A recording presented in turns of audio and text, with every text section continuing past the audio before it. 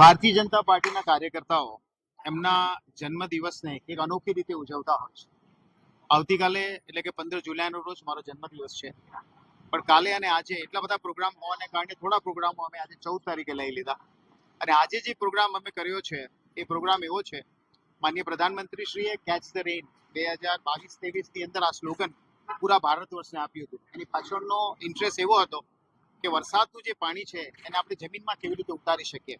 અને જ્યારે માનનીય કેન્દ્રીય મંત્રી જે આપણા સુરતના જ છે CR પાટીલ સાહેબે જ્યારે જળશક્તિ મંત્રાલયનો ચાર્જ લીધો ત્યારથી એક વર્ષના સમયની અંદર 32 લાખ જેટલા પ્રકલ્પો વોટર રિચાર્જિંગના એક સાથે પૂરા ભારત વર્ષમાં કર્યા છે.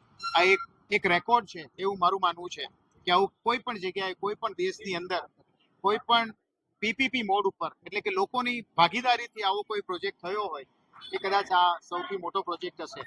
અને આ જ પ્રોજેક્ટને વધુ મહત્વ મળે એ આશયથી આજે 651 જેટલી છત્રીઓ અમે સિવિલ હોસ્પિટલના ડોક્ટર્સો, નર્સો અને ચોથા વર્ગના કર્મચારીઓને આપી છે, જેના થકી અમે એવું માનીએ છીએ કે એક પ્રચાર પ્રસારનું કામ થશે.